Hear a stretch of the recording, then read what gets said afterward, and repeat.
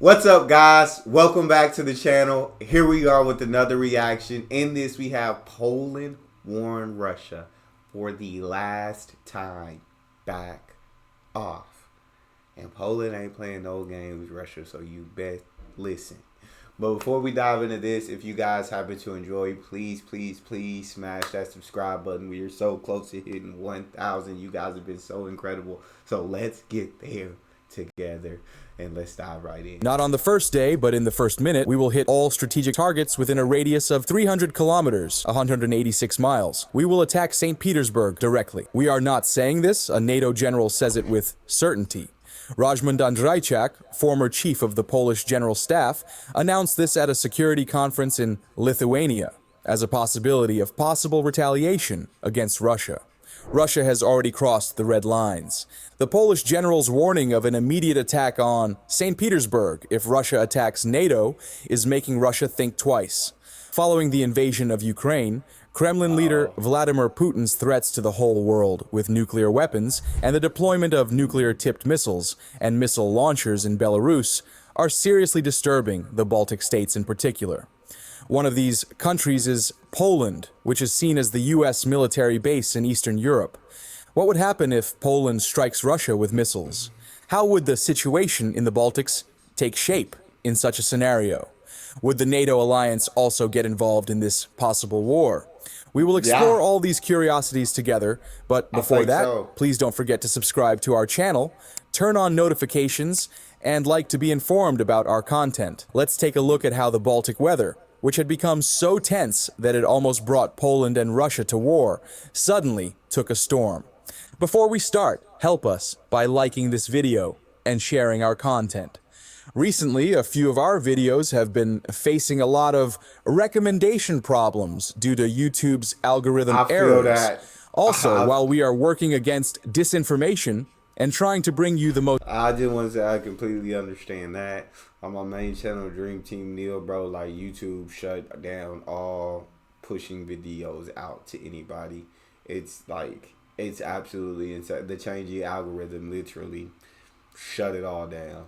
It's basic, this close to, anyways, it's not about that. I'm just agreeing with them. Most accurate information. Russian bots are targeting and attacking our channel and forcing the YouTube algorithm to make mistakes. Therefore, your support, likes, and shares help us a lot with the algorithm. So let's get started. Several times since the beginning of the war, Russian missiles and drones have veered off course and entered Polish airspace during attacks on Ukraine. Such incidents were recorded in December 2023, as well as in March and August 2024, and most recently in September.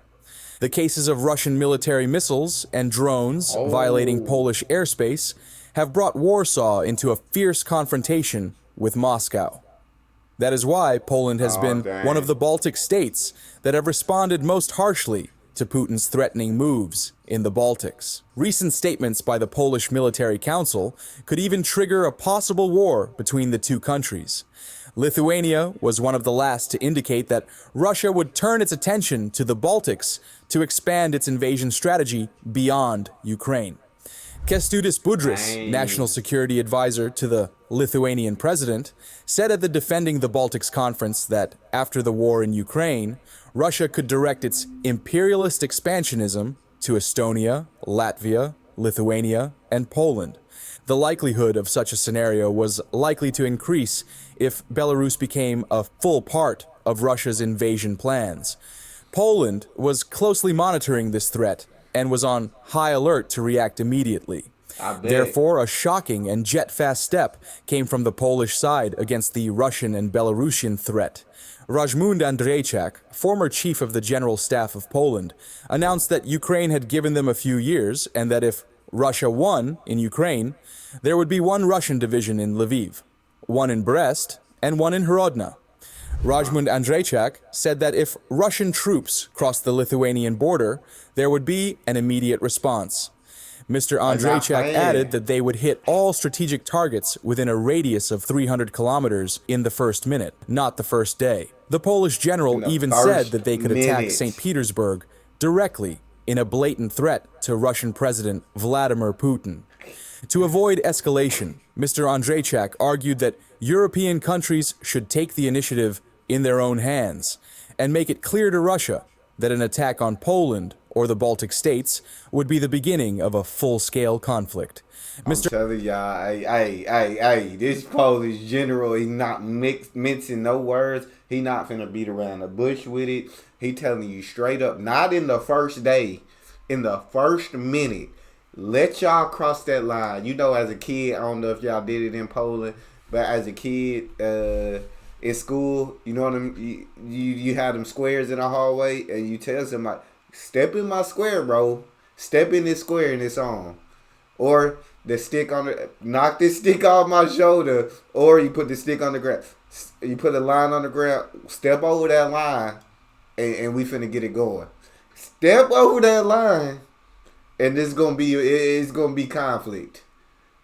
And if you step over that line, you got to follow through with what you say you was gonna do. So the Polish minister said, step out of line. I want you to step out of line. Step 1 foot cross that line, and in 1 minute we will respond. We will respond immediately, accordingly. Hey. Poland ain't playing no games out here. Hey, Russia, y'all better be listening up. Mr. Andrzejczak believes this is the only way to deter the Kremlin from such aggression. To this end, Polish military officials say they have purchased 800 missiles with a range of up to 900 kilometers to counter a possible Russian attack. So war bells were already ringing in the Baltics.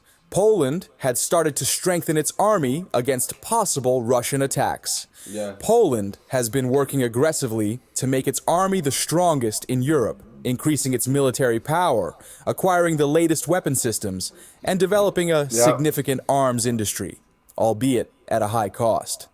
Most recently in July, the Pentagon confirmed that Poland had purchased F-35 stealth fighter jets, Patriot missile systems, and Abrams tanks in a $2 billion deal as part of a major modernization drive. Interestingly, this came at a time when China was holding exercises with Belarus in the border region, and Russia was hosting the Indian Prime Minister for a bilateral meeting. So Poland had actually sent the message long before. Russia is probably worried about this Polish message. With more than 216,100 active personnel in 2024, the Polish armed forces are the third largest army in NATO, after Turkey, and the United States. Such a powerful army is the last opponent Russia would want to face as the war in Ukraine continues. In particular, the U.S. military assistance to Poland is also significantly strengthening Russia's potential opponent. The U.S. has agreed to provide the Polish armed forces with 96 AH-64E Apache helicopters at a cost of $12 billion as part of Poland's Kruk program. In April 2022, Poland ordered 250 M1A2 SEPV-3s Abrams main battle tanks with a full support package and ammunition. Deliveries began in June 2024. Under a separate agreement in 2022, the U.S. Army transferred 28 M1A2 SEPV-2s for the training of Polish crews. Poland also ordered 20 M142 high-mobility artillery rocket system, or HIMARS, launchers, and several related launcher-loader module kits. The Poles will also receive 45 M57 Army Tactical Missile System, or ATACMS, and range alternative warhead pods. The first shipments arrived in mid-2023. To support HIMARS, Poland ordered 300 South Korean K2-39 Chunmoo MLRS in August 2022. Deliveries began in 2023. Under the terms of the 2022 deal, South Korea-based Hyundai Rotem agreed to supply Poland with 180 K2 MBTs, a training guards logistics package, and ammunition for the tanks until 2025. I've been telling y'all, bro. Poland not with the games. Poland is throwing money. It's throwing money at all the new weaponry, all the modern weaponry. Hey, they on a buying spree right now. They are absolutely powering their military power up, and then they are trying to get their military personnel to 300,000 within the next 4 or so years, I believe, or was it within the next 10? I can't remember 100%. But yeah, Poland is literally like they're preparing. They preparing because of Poland's past and because of everything that has happened to all the hardships and invasions and wars and occupations and everything they went through. Poland is like where we will be prepared. Like let Russia step out of line. Let them step out of line, and they gonna see a different Poland than they saw in the past. You ain't finna hold us under occupation. You feel me? Executive contract worth $2.4 billion was signed on August 26, 2022, for the purchase of 212 K9A1 155mm self-propelled howitzers manufactured by South Korea's Hanwha Defense as the first batch order. In addition, on July 28, 2022, Poland signed an agreement with Korea Aerospace Industries for 12 FA-50 Block 10 and 36 FA-50PL Block 20 supersonic trainers. Meanwhile, Poland has been investing in its air capabilities and working to modernize its 48-strong F-16 fleet. They were willing to donate existing F-16s to Ukraine in exchange for newly built Block 70 aircraft. But this is now being done by Denmark and the Netherlands. Poland is also interested in the futuristic Orca-class submarine, currently planned for the Royal Dutch Navy and being built by the French naval group. With Poland's huge military power, its agreements with other allies, and all this military aid from Asia and NATO to Warsaw, Russia's chances are diminishing even more. In addition to all these factors, which have increased Vladimir Putin's fears, Poland has a very ambitious technical modernization plan for its armed forces. The plan currently estimates spending $131 billion on new equipment between 2021 and 2035. The Harpia program, for example, was launched in 2018 to replace Soviet-era MiG-29 and Su-22 fighter jets over the next decade. The program involves the purchase of 32 F-35A Lightning II fighter jets. The first aircraft under this program will enter service in late 2024. As part of Poland's NARI-W air defense program, MBDA will provide a highly advanced mobile air defense system to deal with threats up to 40 kilometers and beyond, using the CAM-ER missile developed in collaboration with the UK and Italy. Valued at over $4 billion, the contract involves an unprecedented transfer of key technologies.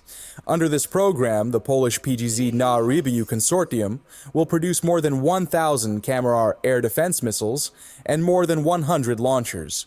With such innovations, military agreements, and the development of national production, the Warsaw government was trying to show Putin what he would face if he invaded Poland. But Warsaw's plans were only the tip of the iceberg. Poland, as we all know, is a NATO country. An attack on any NATO member is considered an attack on all members because of Article 5 of the International Military Alliance. And that's the biggest thing right there. That's the scariest. All of NATO. Russia don't want that kind of smoke. You got Russia like you don't even know if they're gonna win the war in the Ukraine at this point for real. Like they probably expected to have taken over Ukraine at this point, but Ukraine's getting so much support when it comes to weaponry, when it comes to money from countries in NATO that it's like we don't even know if Russia can beat Ukraine at the moment. And then to try to take over Poland at that, it ain't happening. The last time U.S. officials said this was when Russia's aggressive behavior in the Baltics increased.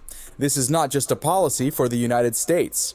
Currently, a total of about 10,000 troops of the U.S. Armed Forces are deployed in Poland, primarily as part of a rotational presence.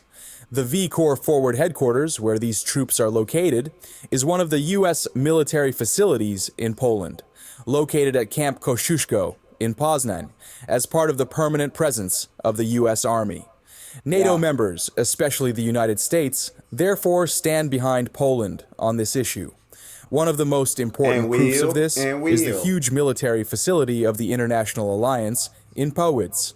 Funded by NATO and worth more than $360 million, work on the Powidz site began in 2020 and was recently completed. It has a 650,000 square meter warehouse, God. vehicle maintenance and support facilities, and a 58,000 square meter ammunition storage area. 14 M1 Abrams battle tanks and one M88 armored recovery vehicle were last at the Army Prepositioned Stocks 2 construction site in Powidz. Located about 250 miles west of the Ukrainian border, this site is also home to 85 battle tanks, 190 armored combat vehicles, including the M2 Bradley, and 109 artillery pieces, such as the M35 Paladin self-propelled howitzer and ammunition. Russia don't want it. Maintained by the 405th Army Field Support Brigade, the facility is known to be NATO's most important single infrastructure effort in more than 3 decades. Lieutenant Colonel Omar McKen, the brigade's commander in Poland, says Powidz is capable of fully equipping a deployed armored brigade, arriving in Europe within 48 hours. While NATO and the United States have supported Poland in strengthening its military power, Poland itself has begun to spend more on defense. After Poland joined NATO in 1999, the parliament passed a bipartisan law requiring defense spending to be at least 1.95% of gross domestic product. Spurred in part by the Russian invasion of Ukraine in 2022, the Homeland Defense Act came into force. Poland said 1.95 ain't enough. Ain't enough. We gonna get that joker to full and push for 5% of GDP. Cause 1.95 ain't gonna be enough. According to the law, Poland plans to increase the size of the armed forces to approximately 300,000 personnel and spend at least 3% of GDP on defense in 2023. The law also includes increasing the size of Poland's tank fleet by adding around 1,000 new tanks and 600 new howitzers to its ground forces. In 2022, Poland was spending 2.4% of its GDP on defense. It is expected to reach 4.6% of GDP in 2024 and 5.1% in 2025. About 50% of this will go to capital acquisitions. In September 2023, Poland received a record-breaking $2 billion foreign military financing direct loan to accelerate and support defense modernization. The U.S. government also provided up to $60 million in FMF grants to cover the cost of the loan. NATO Europe's latest defense spending figures as of February 2024 were at an all-time high of $380 billion, equivalent to 2% of their GDP.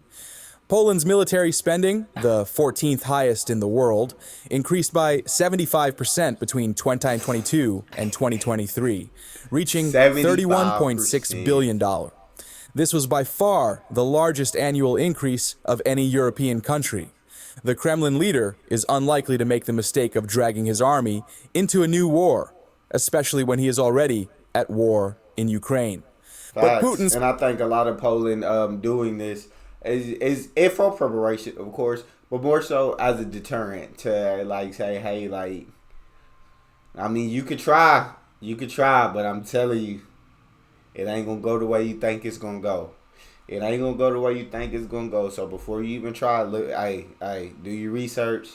Look at everything we got. Look at how prepared we are, and make an educated decision to go ahead and turn around, because this ain't what you want. This ain't what you want. So for preparation, of course, but even more so as a deterrent to Russia. Plans to reign in Poland are far from over. The Russian leader has an important trump card in Belarus. However, Poland continues to increase its measures against Belarus, which has been used as a launching pad by Russia since the beginning of the Ukraine war. Most recently, on October 5th, it was announced that Poland will begin construction of the first elements of its Eastern Shield defense program at the end of the year in Belarus, Kaliningrad, and near the borders of the Suwalki Pass. This critical news was reported by Poland's Deputy Minister of National Defense, Cezary Tomczyk. Cezary Tomczyk stated that the Eastern Shield system will cover Pomerania, Warmia Mazuria, Lublin, Podlasie, and Podkarpacie voivodeships. The cost of this massive program will be about 10 billion zlotys, more than $2.5 billion. In the next 3 weeks, the first tests of the Eastern Shield elements will take place at Polish military training grounds. The construction of the first elements of the Eastern Shield will begin on Poland's northern and eastern borders. The representative of the ministry noted that Poland managed to attract partners for the construction. Thanks to Prime Minister Tusk, the security issue was included in the conclusions of the European Council. The project is expected to be strengthened with the participation of British partners, Lithuania, Latvia, and Estonia. Of course, it is worth noting that the US is also involved in the project. Prime Minister Tusk stated that this project, which is scheduled to be completed in 2028, aims to make Poland's eastern and northern borders not only the best fortified border in Europe, but also the most modern border in Europe. This defense line, which was initiated by the Warsaw government's decisive policies, is a direct message of intimidation to Belarus. But Poland's moves against Russia's ally Belarus are not limited to this. Poland has entered a process of increasing military and security measures against Belarus, especially on the border lines. Polish Prime Minister Donald Tusk and Defense Minister Władysław Kosiniak-Kamysz have announced that additional police and military forces will be sent to the region. Up to 40,000 experienced additional military personnel are already in the region. In addition, the Polish Army's main battle tanks, armored infantry vehicles, military trucks, and a large number of soldiers have been deployed to command centers and military bases near the Belarusian border lines. The air defense of the Polish Army in the areas close to these border lines has also been increased. Currently, 2 pairs of F-16 fighter jets of the Polish Air Force and an Allied air tanker are on alert on the country's eastern border. In addition to all these measures, Polish authorities have signaled very dramatically that the border crossings with Belarus will be completely closed. Foreign Minister Radosław Sikorski said that Poland does not rule out closing the 2 remaining border crossings with Belarus to counter the hybrid activities of the Alexander Lukashenko regime. Poland just said, hey, if you think you're going to be able to use Belarus to invade, if you think that's going to be a smart spot, no, we thought of it. We got it blocked off. It wouldn't be smart. It would not be smart where they're involved in this project to be completed by 2028 to fortify some of their borders, the borders that I guess Russia would most likely invade through or attack through. So just in case you thought that was a good idea, Russia, don't do it. Do not try it. Poland's relations with its Russian ally Belarus began to deteriorate sharply in 2020. Warsaw has long accused Belarus of deliberately pushing migrants across the border into Poland to pressure the EU on sanctions. Belarus has denied this accusation. Poland has also announced that it has blocked 17,000 illegal border crossing attempts from Belarus since the beginning of 2024. The 2024 Trafficking in Persons report, released on June 25th, reveals that the U.S. State Department named Belarus as one of 13 countries sponsoring human trafficking.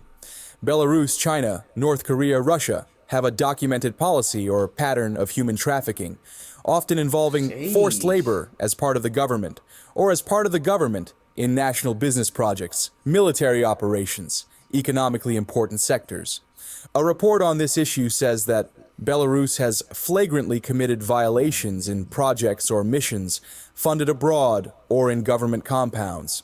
Previously, Belarus has shown signs of following policies and patterns related to human trafficking, but has not been listed as a state sponsor. Following the fraudulent presidential elections in 2020, which incumbent long-term leader Alexander Lukashenko claimed to have won in a landslide, the authorities cracked down on the community, arresting thousands of people and detaining more than 1,300 political prisoners. In fact, it is well known that Russia is behind all these political and infringement strategies against Poland. with Alexander Lukashenko hiding under Vladimir Putin's seat of power. So why was Russia ignoring the risk of Poland's and NATO's massive military power and trying to put the Warsaw government in a difficult situation by bringing Belarus into the game? To answer this question, we need to take a closer look at the history. I feel like we know what Russia wants. Russia say they're gonna stop at the Ukraine, but that's a lie. That's a lie that Poland's not buying. You're not gonna lie to Poland's face and get them to drop their guard, especially with the history of Poland. No. You say that's what you owe, but no, we're not going to drop our guard. We're going to continue to spend and spend and spend and get all the latest military weapons and build up our army. And you ain't going to want to F with us. Of the two countries, neighbors for 1,000 years, Poland and Russia have a painful history. Yeah. Both countries were once vying for first place in Eastern Europe. Austria, Prussia, and Russia divided Poland 3 times between 1772 and 1795. Russia made Poland a principality within the Russian Empire and engaged in an intensive process of Russification until Poland's independence in 1918. Another attempt by the Communist Soviet Union to annex Poland as its protectorate ended with the defeat of the Red Army at the Battle of Warsaw in 1920. You feel me? In 1940, Stalin invaded Poland and executed more than 20,000 Polish officers and intellectuals. Poland was again partitioned with Germany. The Soviets occupied all of Poland at the end of the Second World War, imposed a communist regime until 1989, and created full dependence on the Soviet Union. Russia's annexation of Crimea in 2014 and the rise of the right-wing populist and nationalist conservative Law and Justice political party in Poland in 2015 led to a more active anti-Russian policy. The general perception of Russia as the main threat in the Baltic Sea region increased.